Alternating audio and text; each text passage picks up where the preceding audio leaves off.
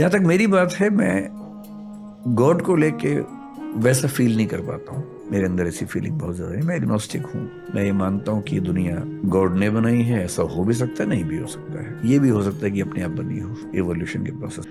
मुझे ये जरूर लगता है कि ज्यादा चांसेस हैं कि कोई ना कोई फोर्स है इस सब के पीछे, पर वो फोर्स वैसी एकदम नहीं है जैसा धर्मों के लोग मानते हैं। क्योंकि सारे धर्म जब पैदा हुए, जनरली आप देखेंगे 6th सेंचुरी BC में लगभग अधिकांश धर्म पैदा हुए। Islam as an organised religion काफी देर में हुआ। हालांकि वो मानते हैं कि एडम के समय से उनका धर्म चलता है। धर्मों का विकास कई अरब साल का प्रोसेस है एवोल्यूशन का। सिर्फ 70,000 साल से हम सोच रहे हैं। उसके पहले सोचने की क्षमता नहीं थी, ब्रेन ऐसा नहीं था। जब पेट भरने लगा, नियोलिथिक रिवॉल्यूशन हुआ, खेती होने लगी, सेटलमेंट्स होने लगी, तो कई लोगों को पहली बार भरपूर सोचने का मौका मिला। तब उन्होंने सोचा कि ये सब कैसे बना होगा। इमेजिन किया कि ईश्वर ने बनाया होगा। इतनी छोटी पृथ्वी के कुछ हजार साल के अनुभवों से हमने थियरीज बना ली हैं बड़ी बड़ी, कि भगवान, अल्लाह, गॉड। तो जिन जमीनों पर सारे धर्म खड़े हुए हैं, वो जमीनें बहुत कमजोर हैं, भुरभुरी हैं, क्योंकि वो केवल ह्यूमन बींग्स के एक्सपीरियंस के बेस पे बनाए गए। क्या पता कितनी कितनी गैलेक्सीज में कितनी दुनियाएं चल रही हैं। कुछ हो सकता है कि अभी वो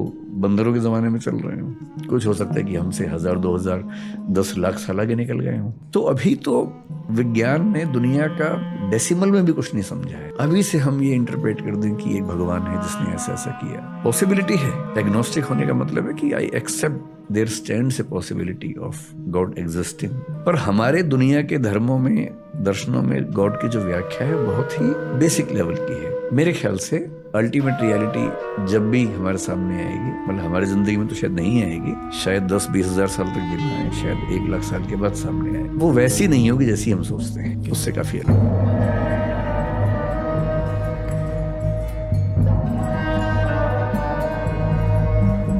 किसी खालिक कायनात के वजूद का मैं नहीं मानता कि है।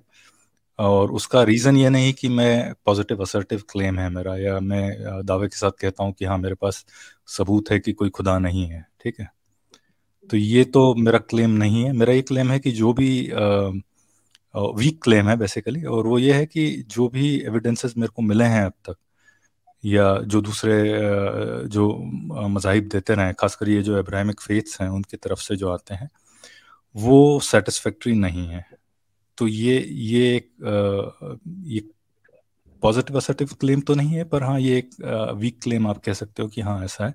अगर और इसीलिए मैं कोशिश कर सकता हूँ तहकीक करने की, या अगर आप कोई ऐसी आर्गुमेंट पेश करें मेरे सामने कि हाँ जो लगे कि हाँ यार ये इसमें वाकई वजन है, तो उसके बारे में सोचा जा सकता है। तो एज ऑफ नाउ सॉरी।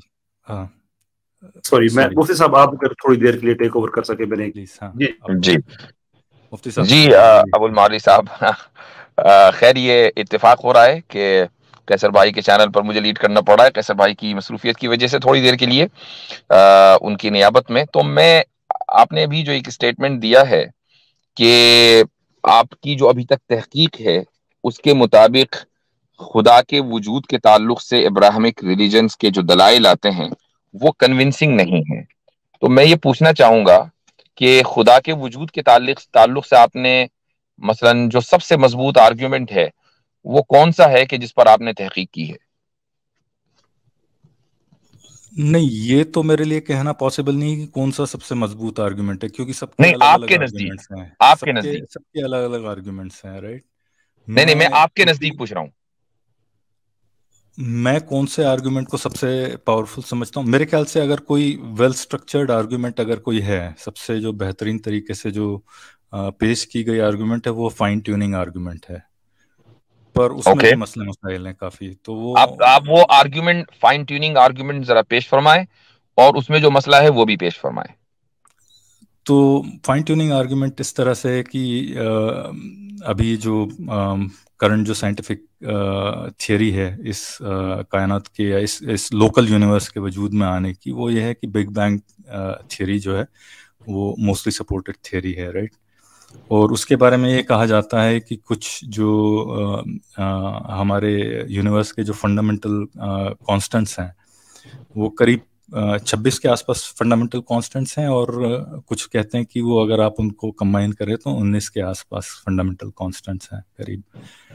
पर उनके साथ ये है कि वो जो फंडामेंटल कॉन्स्टेंट्स हैं उनकी जो कंसेप्चुअल एनालिसिस के बेसिस पे, तो मैं स्ट्रेस करना चाहूँगा कि मेरा क्या एतराज़ है इसके ऊपर, पर जो कंसेप्चुअल एनालिसिस के बेसिस पे उसको कहते हैं कि उसका जो वजूद में आने का जो प्रॉबिलिटी है वो बहुत ही लो है।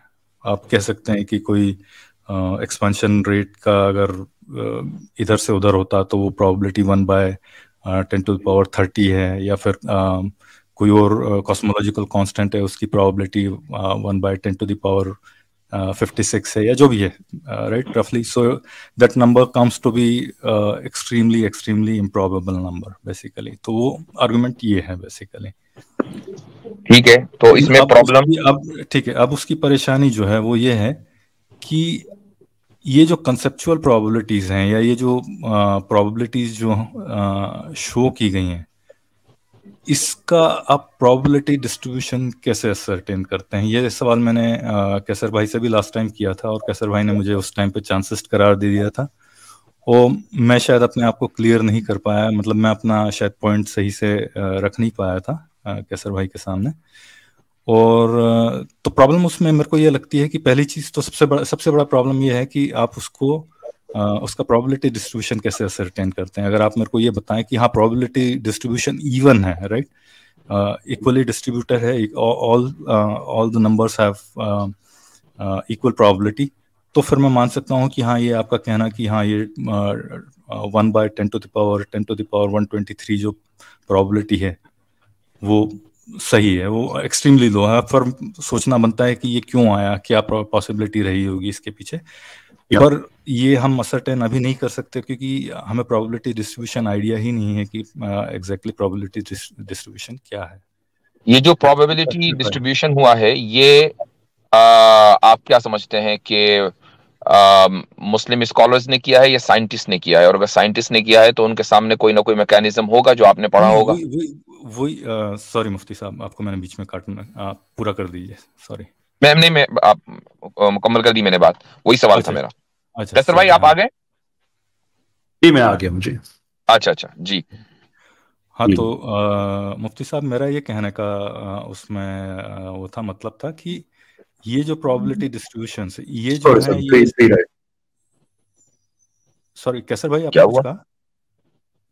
जी आप बात जारी रखिए, मैं इधर ही हूँ, बात जारी जी। ठीक, तो उसका जो प्रोबेबिलिटी डिस्ट्रीब्यूशन है वो प्रोबेबिलिटीज हमने कैसे असरटेन किए हैं ये हमें अभी आइडिया नहीं है। वो जो भी साइंटिस्ट उसका नंबर बोल रहे हैं वो कह रहे हैं, वो उनका ये मानना है कि एनी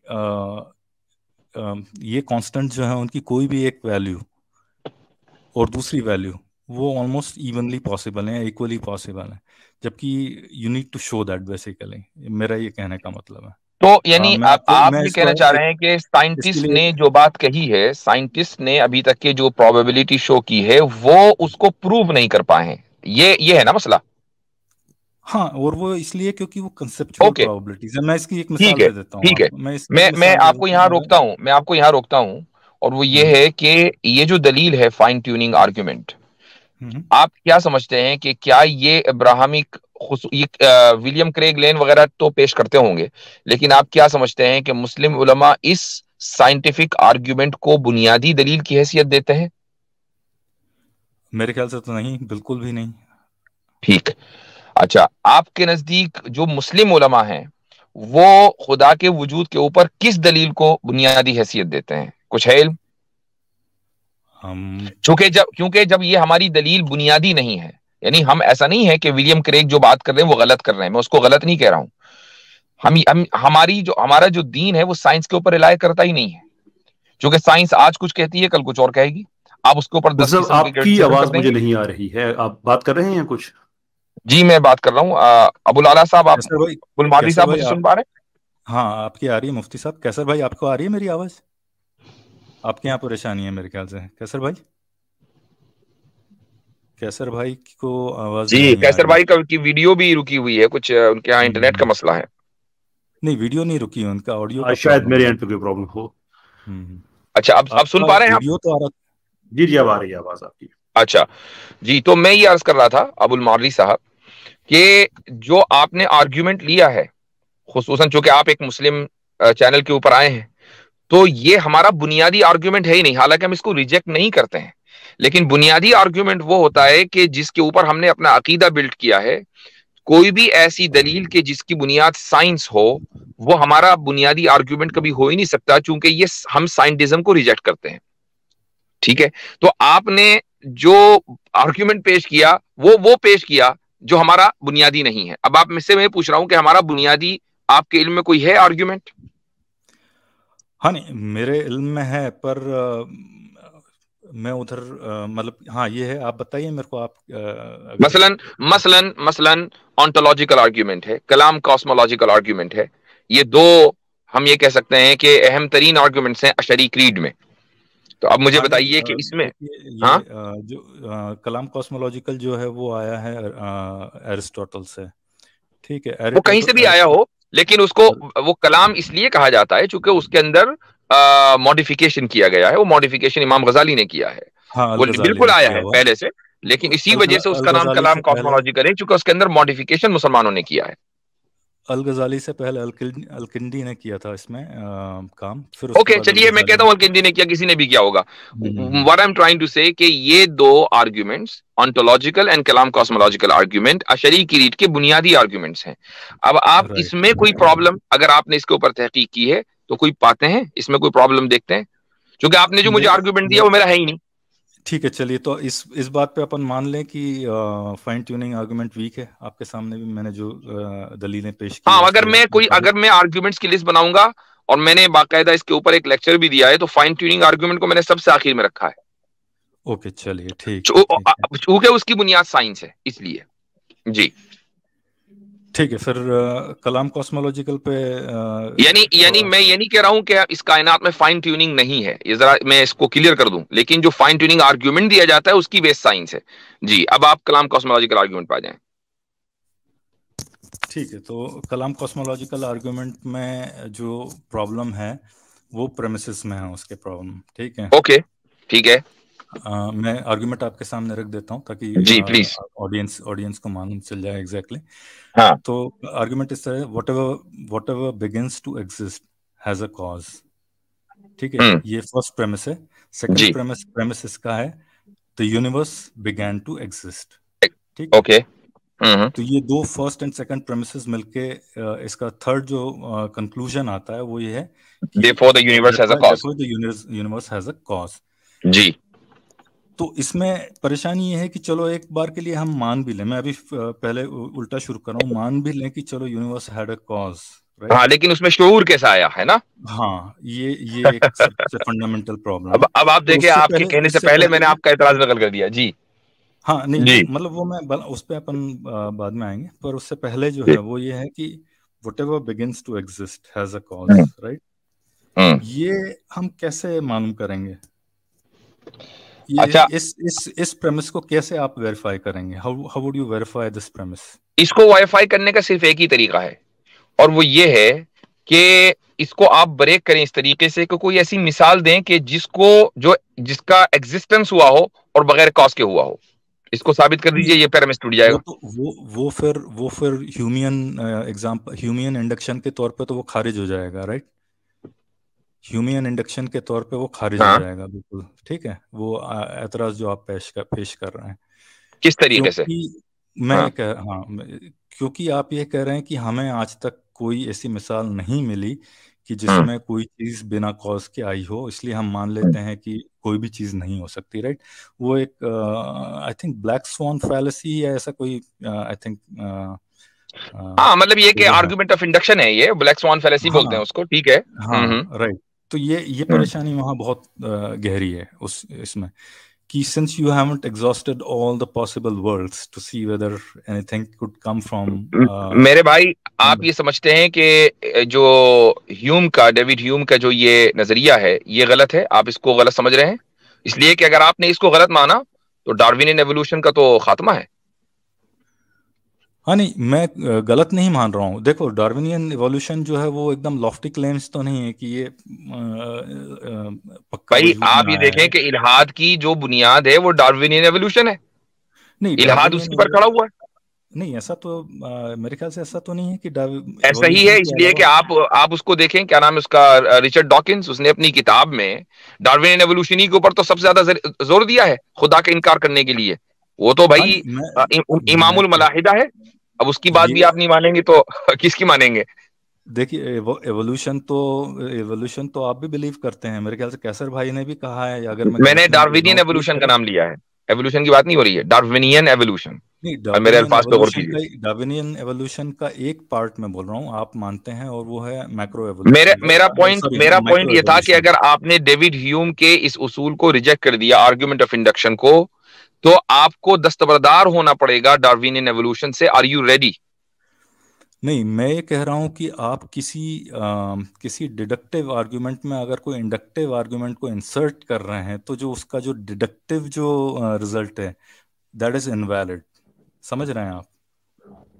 मैं बिल्कुल समझ गया हूँ, लेकिन मैं आपने कह रहा हूँ कि वेटेज ऑफ एन आर्गुमेंट, वो डिपेंड करता है कि उसको आप कितना वेटेज दे रहे हैं। Since in a deductive argument you are using an inductive argument, inductive premise, अगर आपका वो इंडक्टिव प्रेमिस प्रूव नहीं हुआ 100%, तो इसका मतलब आपका डिडक्शन फेल हो गया बेसिकली। चलिए, मैं आपकी इस क्रिटिसिज्म को एक्सेप्ट करके आगे चलता हूँ। मान लीजिए कि कोई ऐसी चीज है कि जो जिसका आगाज नहीं हुआ है और हमें पता नहीं है, ठीक है? ये तो आप कहना चाह रहे हैं ना, चूंकि based on argument of induction कोई ऐसी चीज हो सकती है जो हमें पता ना हो, लेकिन it never began to exist, right? Am I clear? हाँ, हो सकता है, बिल्कुल हो सकता है ना?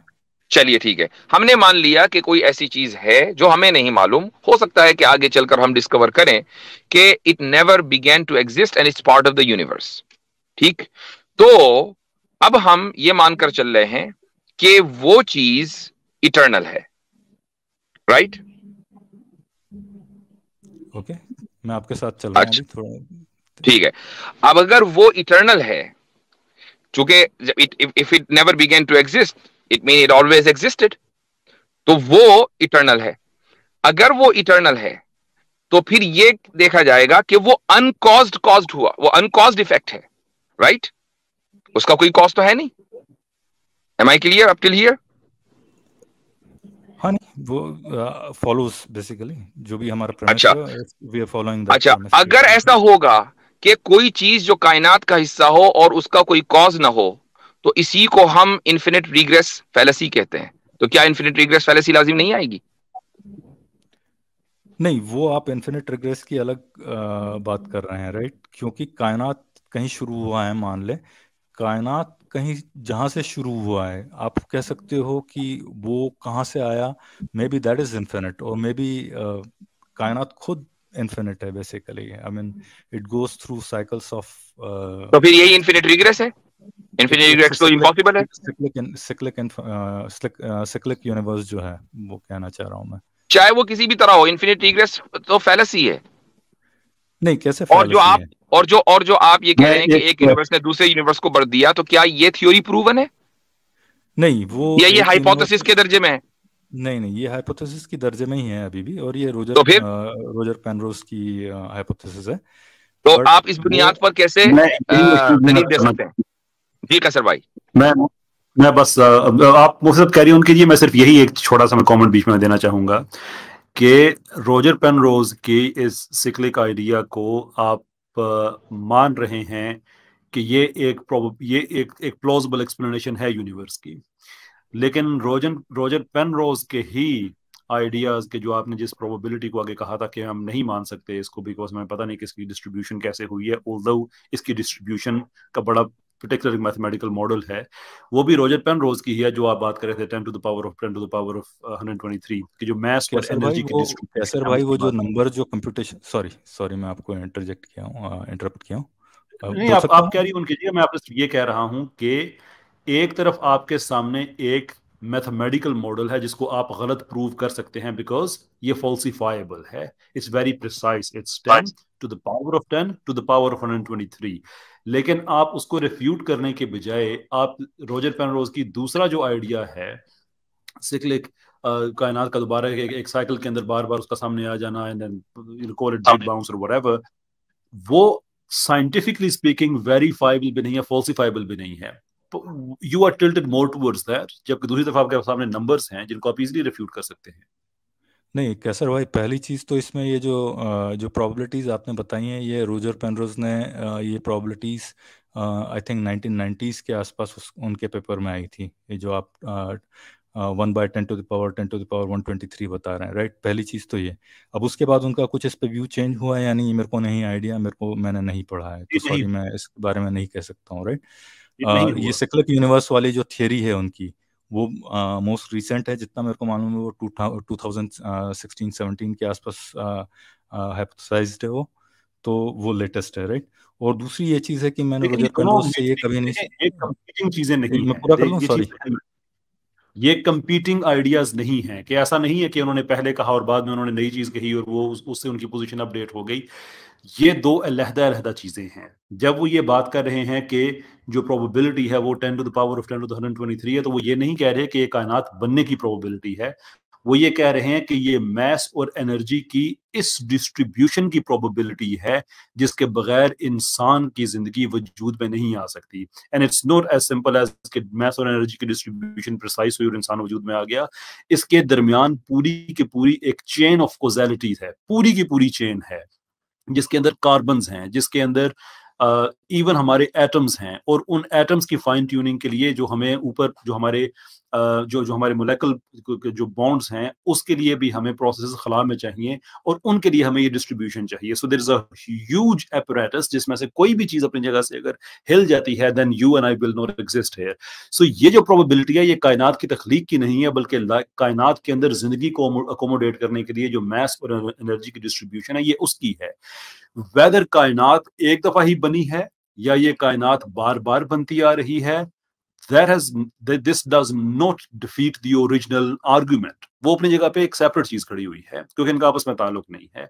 लेकिन एक मिनट के लिए अगर हम मान भी लें कि ये कायनात बार बार वजूद में आ रही है, तो फिर भी कलाम कॉस्मोलॉजिकल आर्गुमेंट अपनी जगह पे वैलिड है, बिकॉज उसके बार बार में वजूद में आने के लिए जरूरी है कि वो एक बार वजूद में ना हो और फिर वो वजूद में आए। That is why it is called cyclic. तो इसी वजह से इसके कहा जाता है कि इसमें साइकिल है। सो कलाम कॉस्मोलॉजिकल आर्गुमेंट क्या कहता भाई, है आप कि माजरत हर के वो साथ कहूँ, चीज आप गलत जो कह रहे हैं एग्जिस्ट जो कि वो that begins to exist has a cause and universe began to exist, whether वो पहली दफा था या वो दोबारा बाउंस बैक कर रहा था, it doesn't matter, it began to exist, therefore it has a cause। इससे आपके आर्गुमेंट माजरत के साथ कहूँगा कैसर भाई, आप गलत बोल रहे हैं, माजरत के साथ कहूँगा, ठीक है। और मैं हाँ बताता हूँ आपको क्या क्या आपने गलत पॉइंट्स रखे हैं, ठीक है। पहली चीज़ तो ये है कि वो प्रोबेबिलिटी जो आप दो हाइपोथेसिस की बात कर रहे हैं, जो प्रोबेबिलिटीज वर्सेस जो सिक्लिक यूनिवर्स, मैं आपकी बात से एग्री कर रहा हूँ कि सिक्लिक यूनिवर्स जो भी हो, अगर फंडामेंटल कॉन्स्टेंट्स की जो प्रोबेबिलिटीज रखी गई हैं, उसका मैं आपको ये बताया कि उसका जो डिस्ट्रीब्यूशन है, प्रोबेबिलिटी डिस्ट्रीब्यूशन नहीं, बिल्कुल नहीं बताया गया। हो सकता है कि वो उसकी प्रोबेबिलिटी वजूद में आने की ऑलमोस्ट 1 हो बेसिकली, आप समझ रहे हैं, क्योंकि वो प्रोबेबिलिटी डिस्ट्रीब्यूशन उसके पीछे क्या रहा है ये कोई नहीं आइडिया है। मैंने आपको लास्ट टाइम एक मिसाल दी थी एक डाइस की, right.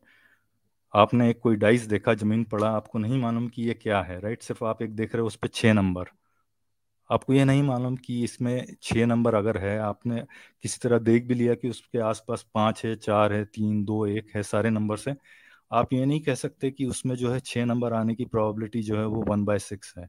You can not tell that unless until you have evidence, you have lifted that dice and tried it multiple times, right. हमारे पास एक ही यूनिवर्स है, वजूद में आया हुआ एक ही यूनिवर्स है जिसको हम देख रहे हैं, राइट। पर तो ये बात मेरा दोबारा कहना से है उसमें। कहिएगा, अगर मैं आपकी बात में want to steel man your argument, क्या आप ये कह रहे हैं कि एक डाइस है जिसके ऊपर 1 से 6 हर साइड पे उसके नंबर लिखे हुए हैं, सो किसी साइड पे 1, किसी पे 2, किसी पे 3, तो हम ये नहीं कह सकते कि उसके अगर आप उसके रैंडमली रोल करते हैं तो उसके हमें नहीं पता कि उसके चांसेस 1 आने के 1 in 6। सॉरी, मैं ये नहीं कह रहा हूँ। मैं कह रहा हूँ आप रास्ते पे जा रहे हैं, मान ले आप बीच पे जा रहे हैं किसी, राइट। आप बीच पे जा रहे हैं, आपको एक रेत के अंदर एक रेत के ऊपर एक डाइस दिख रहा है, राइट। उसका आपको सिर्फ एक फेस नजर आ रहा है 6।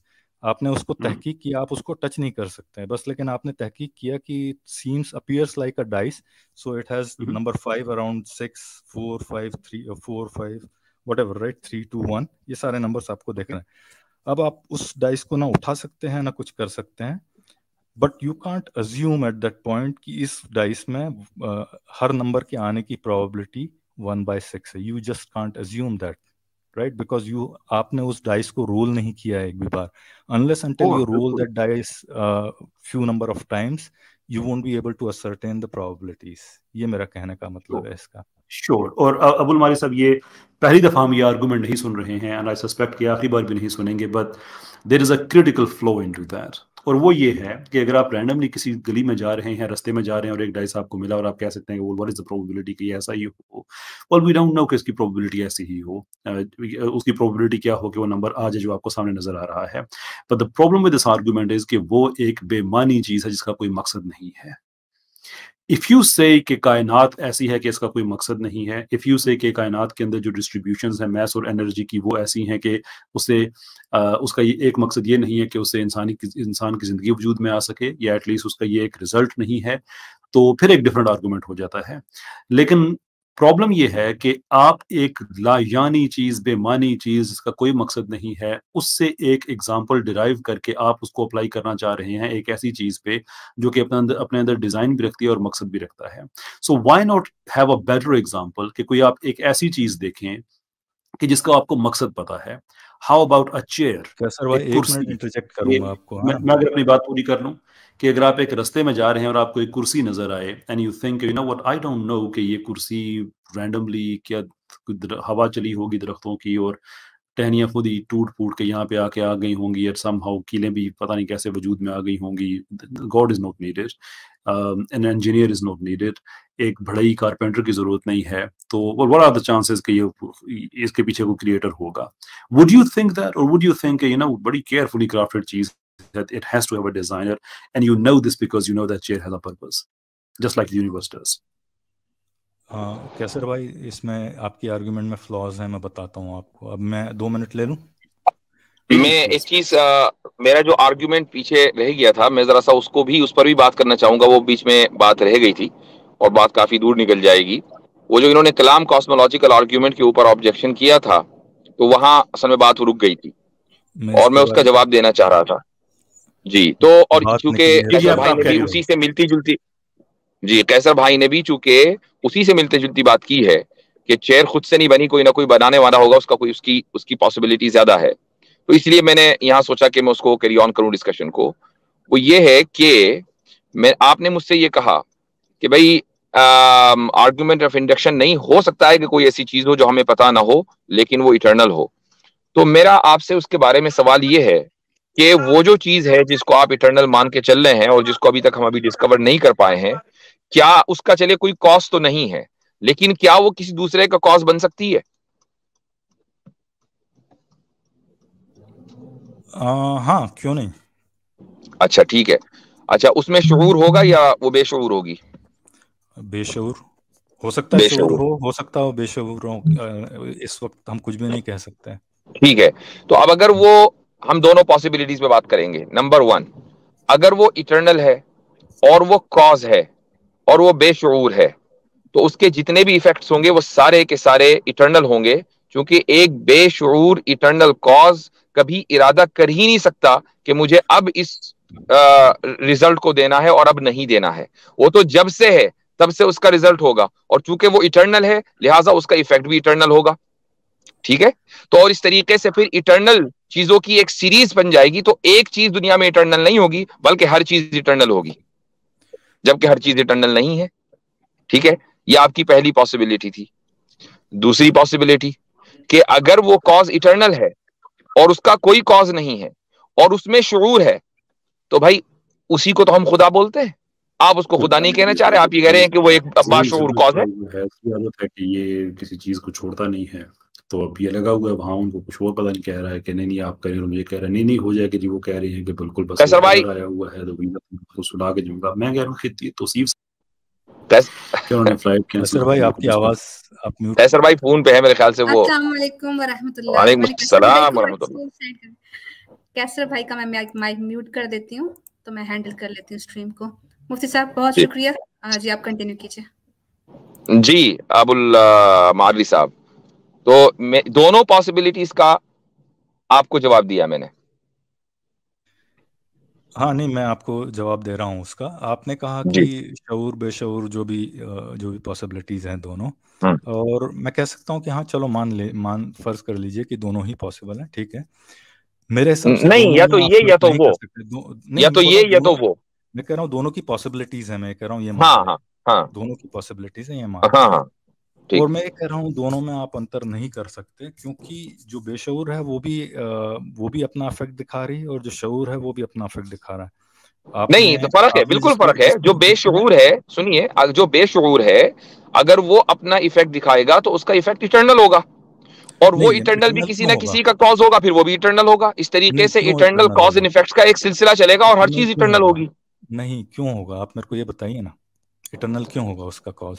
उसने तो अच्छा, मान आपने लीजिए, आप मैं अच्छा, एक एग्जांपल दे रहा मैं हूँ, एक बताता मिनट हूँ, प्लीज प्लीज प्लीज, एक मैं एग्जांपल दे बताता दूंगा, हूँ फिर कि आप एक, बताइए इसको। मैं वही बता रहा हूँ, आपने सवाल किया, मेरा मैं सुन लीजिए। मैं बता रहा हूँ, आपने मैथ्स पढ़ी होगी आपकी जो भी आज स्कूल टाइम में, राइट? भाई मैं आपको उसका जवाब देता हूँ, आपने एक सवाल किया, मैं उसका जवाब दे देता हूँ। मैं आपको वो एक मिसाल दे जवाब, दूं, फिर आप समझ जाएंगे कि मैं क्यों बोल रहा हूँ कि वो इटर्नल जो है वो नहीं होना चाहिए, उसमें कोई मसला ही नहीं, इटर्नल हो या ना हो वो, मतलब वो प्रोसेस इटर्नल हो सकती है, पर वो किसी भी रैंडम टाइम पे अगर वो कोई फ्लक्चुएशन करके या कोई भी जो भी प्रोसेस हो, हम उसके बारे में सोच भी नहीं सकते क्या प्रोसेस है वो, राइट? पर वो जो भी प्रोसेस है, क्योंकि यही प्रोसेस जो है वो गॉड के इसमें भी है, गॉड के या जो भी खालिक कायनात है, वो बात कहीं ना बात कहीं बहुत तो कुछ दूर ना जा कुछ तो रही है, सोचेगा, राइट? बात बहुत दूर चलिए जा आप रही है। बोलिए। आप या तो जवाब मुझे देने दें या फिर क्विकली मिसाल दें। आप बोल लीजिए। मैंने ये कहा कि अगर कॉज इटर्नल होगा तो इफेक्ट भी इटर्नल होगा, और ये उस सूरत में है जबकि कॉज में शुऊर ना हो। तो अब सवाल ये है कि अगर मान लीजिए जो इफेक्ट है वो इटर्नल ना हो, बल्कि बाद में किसी वक्त वो इफेक्ट वजूद में आया, ठीक है, तो उसको वजूद में लाने के लिए किसी ना किसी यानी प्रेफरेंस, किसी ना किसी वजह की जरूरत है, और बेशऊर चीज के पास कोई वजह नहीं है सिवाय अपनी जात के, और उसकी जात इटर्नल है। मुझे बताइए उसके पास क्या वजह है, क्यों